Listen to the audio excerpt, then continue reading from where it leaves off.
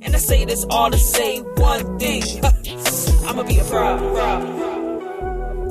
I'ma be a problem so big you can't see the end. I'ma be a problem.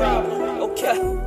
How many of us would have a home if we did not go out from the home and work for it?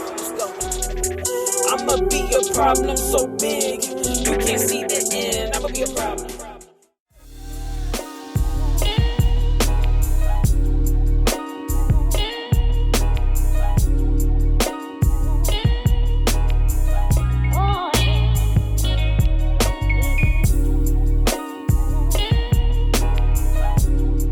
This exhibition, Radical Women Fighting for Power and the Vote in New Jersey, tells you the story of these fearless and courageous women. Please join me in exploring their fight for justice. Though not seen as radical today, the 19th and early 20th century women's rights movement exploded these deeply held beliefs about what women's proper roles were within the home and in the wider community. Women's rights were an emotional and heavily disputed issue with profound economic and political implications. For many women, achieving the vote was part of a larger struggle against racism, anti-immigration sentiment, and economic exploitation. Women from a wide variety of backgrounds petitioned and agitated relentlessly to get the vote. Suffragists included women who were rich and poor, Black and white, native-born, and immigrant.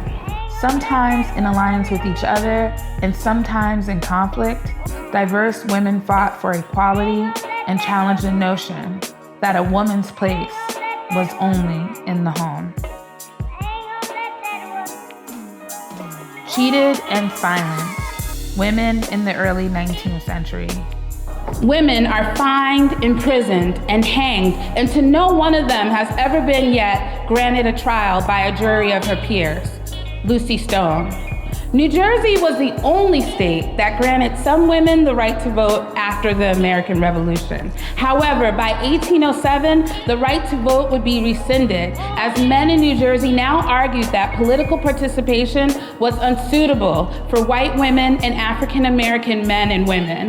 When the vote was stolen from New Jersey women in 1807, it intensified the existing abuses against them. The majority of women were already disenfranchised and suffering. Their work was often uncompensated or badly paid, and they were unrepresented in the courts and public forums. Native American women who had once occupied New Jersey's regions lost even more footing in their communities as they were massacred and dispossessed of their land. Enslaved African American women were subject to laws that kept them in captivity until the Civil War. Free African American women and immigrants experienced frightful living and working conditions. Even middle and upper class women's property was controlled by their male relations. New Jersey's women began to devise solutions to break the silence and improve their position in society. Breaking the silence. Things that we take for granted today were seen as radical in the early 1800s. Women speaking in public or engaging in the political process was condemned. With the exception of Quaker women, who led New Jersey's anti-slavery movement, women were not allowed to be leaders in their homes, communities, or religious spaces. By the mid-1800s, women began to push against social restrictions by assuming more active public roles in education, charity work, and reform movements. Like those in support of the abolition of slavery and temperance, which meant to restrict or abstain from alcohol, those sorts of activities could be justified as suitable to women's so-called maternal nature. Anti-slavery activism was especially important as an organizational training ground for many Black and white women who would later campaign for women's rights.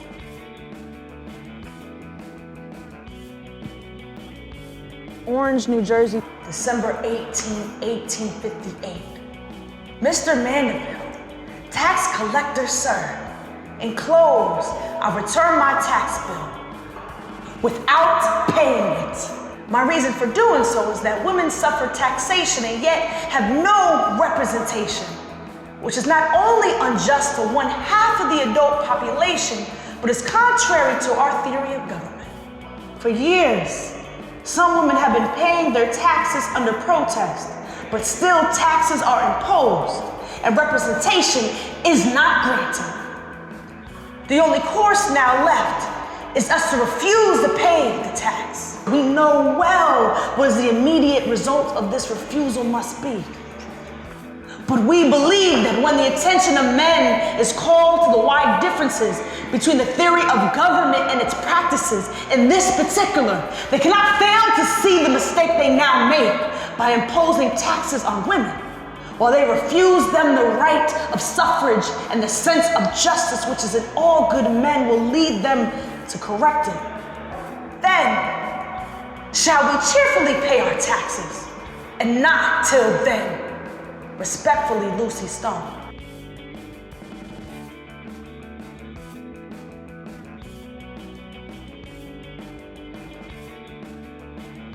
Women fought back against oppression from the early days of New Jersey. They asserted themselves through secret activities, such as assisting the enslaved or fighting alongside and supporting soldiers, or by staying unmarried, running businesses, and sharing food and resources.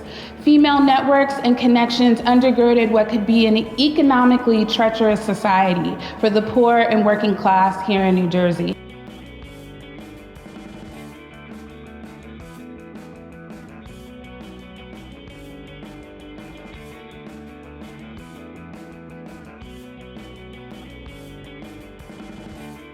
During the mid-1800s, women in New Jersey initiated a number of very public, visible challenges to their unequal status.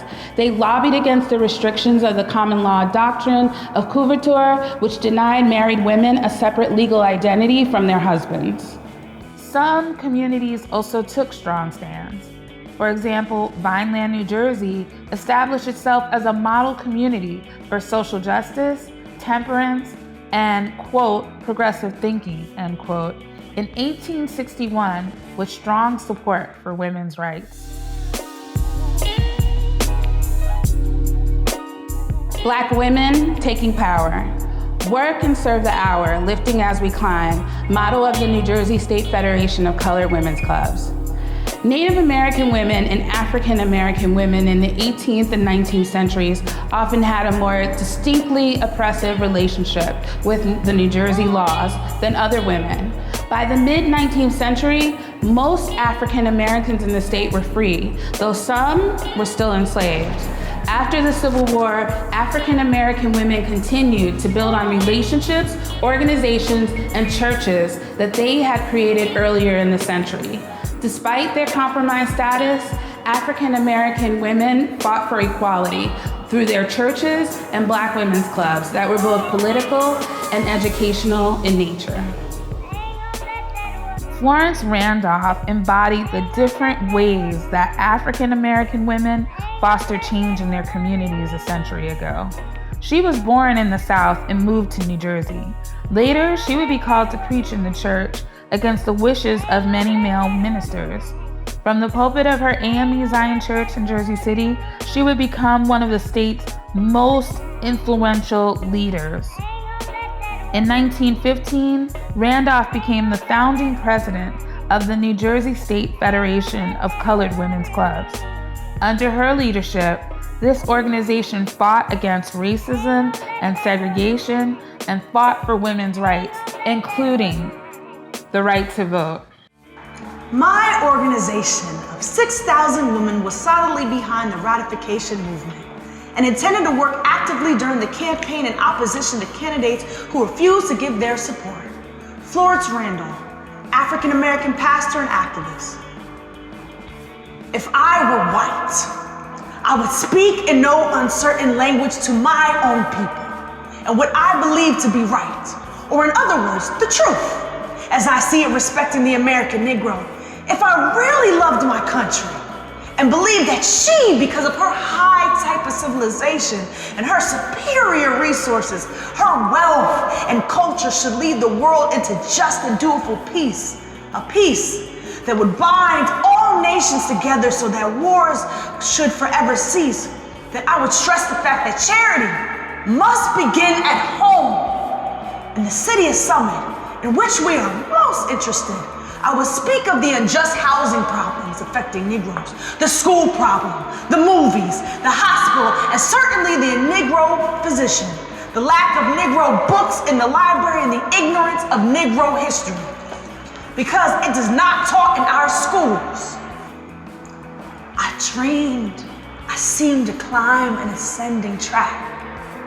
And just behind me labored one whose face was black. Go back, I cried. What right have you to stand beside me here? I paused, strung, dumb with fear, for lo, the black man was not there, but Christ stood in his place. And oh, the pain that looked from that dear face.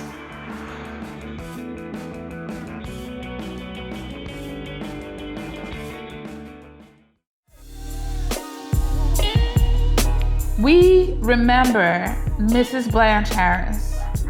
She had decades-long experience in religious, civic, and political work before she was elected president of the Lincoln Branch for African Americans of the Women's Political Union. We remember African American activist Musette Brooks Gregory.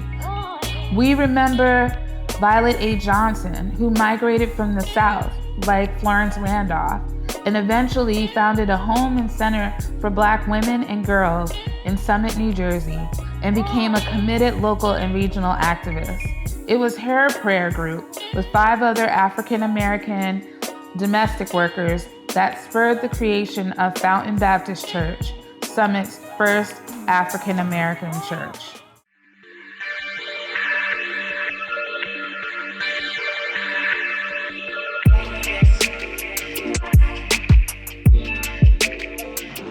Immigrant women stood at the crossroads of economic exploitation and disenfranchisement. They were usually employed in the worst paid and most dangerous jobs, many working as domestic servants and factory workers. Like many African American women, immigrant women saw the vote as key to fighting discrimination and improving their economic prospects. As immigrant and union organizer Melinda Scott said in her testimony before Congress, "If you are earnest about helping working women, if you really mean to help us to get the ballot." This point was painfully made when a fire occurred at the Wolf Muslin Undergarment Company, located right here in Newark. 27 women were killed due to unsafe working conditions. This marker lists all of the victims. The youngest was 16. And while some women were able to escape or took their own lives jumping from windows, many perished in the factory. One of them, Miss Kotska, was killed jumping from the 4th-story window, trying to survive. She was a widow, and her wages supported her relative and her 3 children. She was 28 years old. Even this year, during the COVID-19 pandemic, women comprised more than 52% of essential workers. Today, New Jersey's women workers use the vote as one of many strategies to continue to fight for justice and safe conditions in the workplace.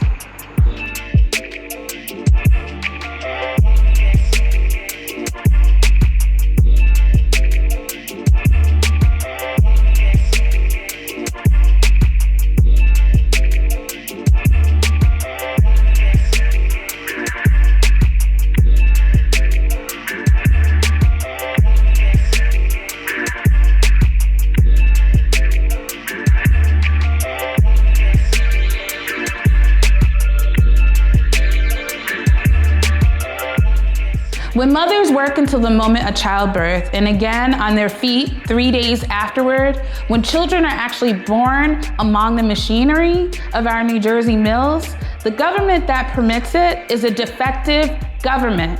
It has missing at its source the element that would recognize the value of conserving our mothers and our infants. It has missing the mother interest, the enfranchised woman. Mina Van Winkle.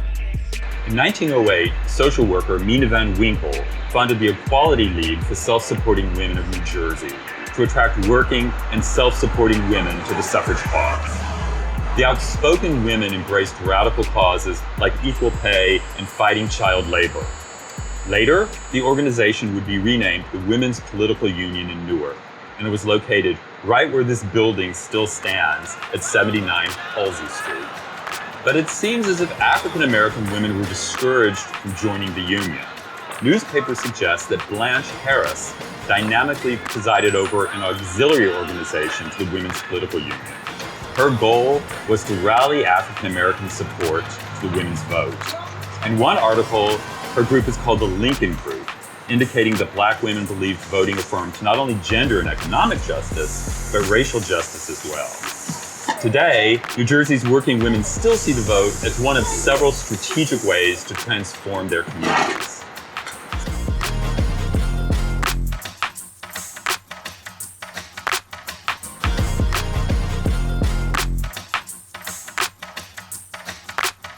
By the 20th century, women were attending college and entering the workforce in greater numbers than ever before.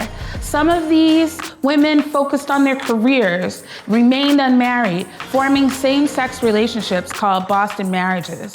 Dubbed New Women by the press, they created professional networks and organizations that helped invigorate the suffrage movement. These outspoken women embraced radical causes like equal pay and addressing the economic and sexual exploitation of women through prostitution. The younger generation of women's activists helped set the stage for the acceleration of suffrage activity after 1910. We remember Rose Biodo, 10 years old, of Philadelphia, who worked at White Boggs Brown Mills, New Jersey, 3 summers picking berries and taking care of the babies. We remember the Teresa Lane Council, a group of African American, Caribbean, and Jamaican women.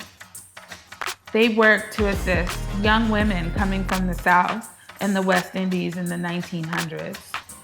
By providing a housing and a safe space for American and West Indian young women, they would lay the foundation for the first African American Catholic Church in Newark, Queen of Angels.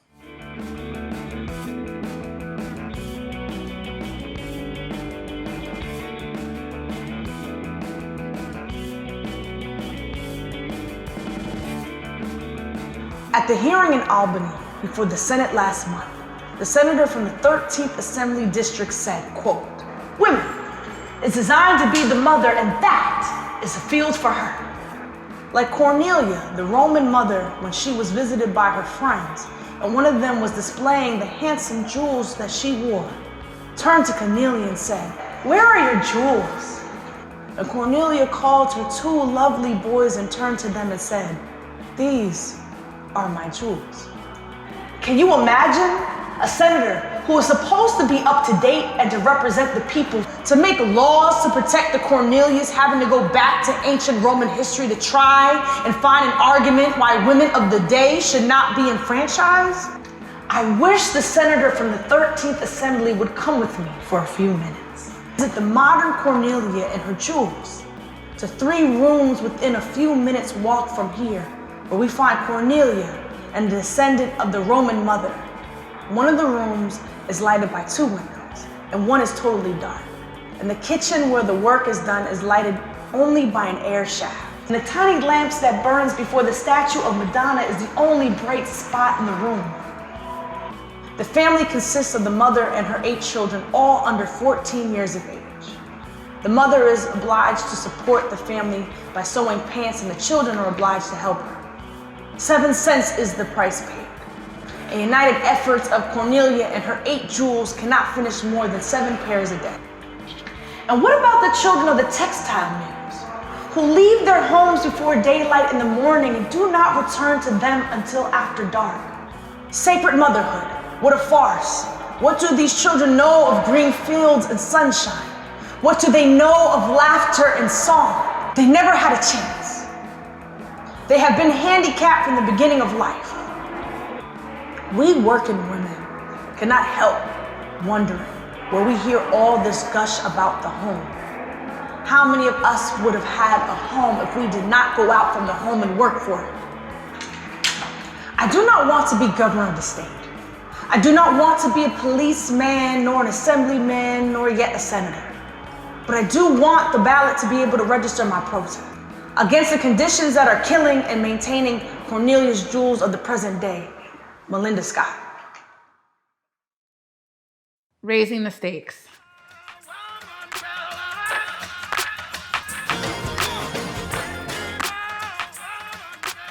Exhausted from more than 50 years of fighting for their rights, women activists felt that the fight needed to be taken to a more radical level.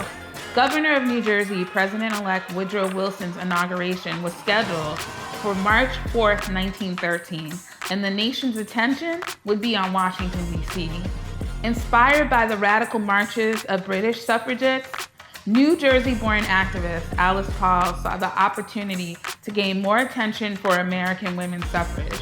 She believed a march through the nation's capital would force the president-elect to support the vote for women. The National American Suffrage Association coordinated the first national suffrage march. It departed from Newark, New Jersey. The march was riddled with racism.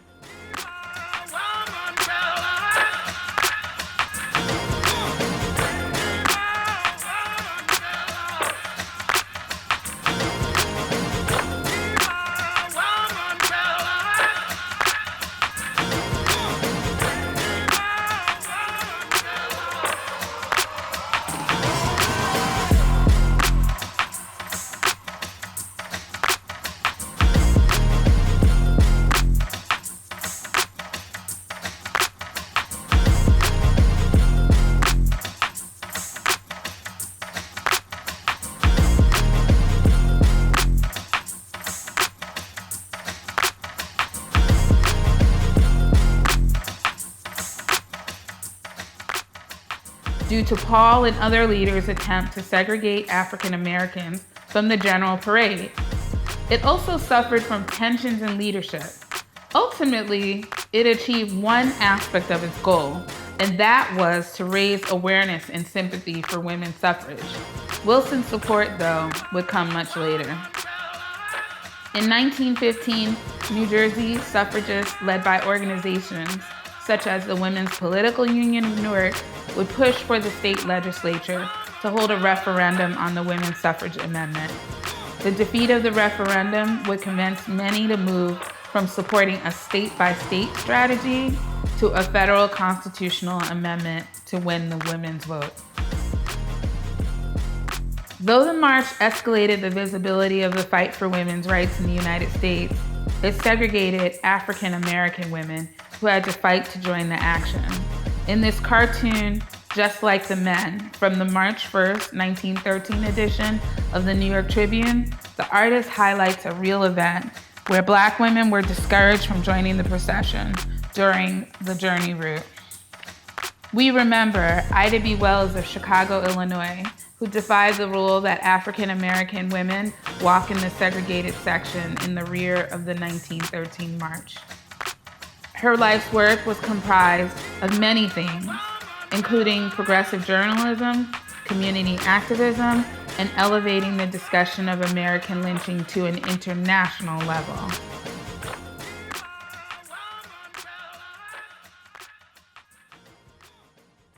Marches and protests then, as they do now, challenge people in our country and around the world to think about justice for all.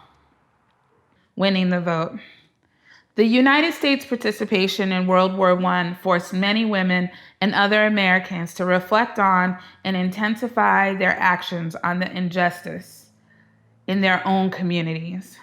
White women and African American and Native American men and women sometimes supported the war effort as a way to demonstrate their patriotism and to finally gain recognition as full citizens. Others were deeply troubled by the irony of fighting for justice overseas with inequality here at home and elected not to serve. Women's war service as munition workers, nurses, and purchasers of Liberty bonds helped ensure victory and convinced many politicians to support women's suffrage. Most suffragists suspended their activism while America was at war, but Alice Paul's National Women's Party continued to picket the White House in hopes of embarrassing Woodrow Wilson. The president finally came out in support of women's suffrage in January 1918, and Congress passed the 19th Amendment in June 1919. By August 1920, 3/4 of the states had ratified the amendment, and it became law. New Jersey was the 29th state to ratify it on February 10th, 1920. The movement continues. My goal is to assure that not only my 7 grandchildren, but all Native children in New Jersey do not continue to suffer the educational indignity and inequities that presently prevail when they assert their cultural heritage. To educate the greater public as to the long documented history of the Ramapo Lenape Nation, their continued survival, and their many contributions to the state of New Jersey. To continue to speak truth to power, one politician at a time. Autumn Wynne Scott, New Jersey State Commission on American Indian Affairs. Rest in peace. The Voting Rights Act in 1965 would dramatically alter the opportunity for people of color to utilize the vote that had been held back from them. Community organizing amongst women in New Jersey continued around housing and work issues. With the emergence of Black Power, greater Latino activism, LGBTQI rights, and the development of feminism and womanism in the 60s and 70s, the connections between the vote, housing, and economics became sharper. African American and Latino communities confronted greater segregation, redlining, and police brutality. Cultivating women as voters with organizations like the League of Women Voters and other political organizations were the new challenges of winning the vote. National and community organizations continue to fight for women's rights issues, including domestic abuse, equal pay, rape, sexual harassment, and reproductive rights. My name is Councilwoman LaMonica McIver, and I'm here to tell my story of claiming power. Growing up, my grandmother always taught us that it was very important to help others. And so she always said we had to have the disease to please. And so I felt as though going into politics, I would continue my work in the nonprofits to continue to help folks. And so I decided to put my disease to please in action. And so I went into politics. My second reason for running for office and claiming my power was because I was going to be the youngest ever woman to run for a council seat here in the city of Newark, and I was going to be the youngest council member to sit in the seat if I won. And I won. And so I decided to take the opportunity. One, because I wanted to show other young people that they can be involved in politics and that politics is our business and it's lit. So I decided to do it. And I wanted to encourage more young people to come behind me and set a prime example on doing so. So that's my story of claiming power. New Jersey has elected women at so many levels of government, but not enough. Not enough. As we move towards more representation, we must remember that many people would want us to be silent, and we must speak like the radical women we remembered today. And like them, remember what lives at the center of all of this work is justice for all. And I say this all to say one thing. I'ma be a problem. I'ma be a problem so big you can't see the end. I'ma be a problem. Okay. I'ma be a problem so high you gon' testify. I'ma be a problem. Let's go. I'ma be a problem so big you can't see the end. I'ma be a problem. Okay. I'ma be a problem so high you gon' testify. Let's go.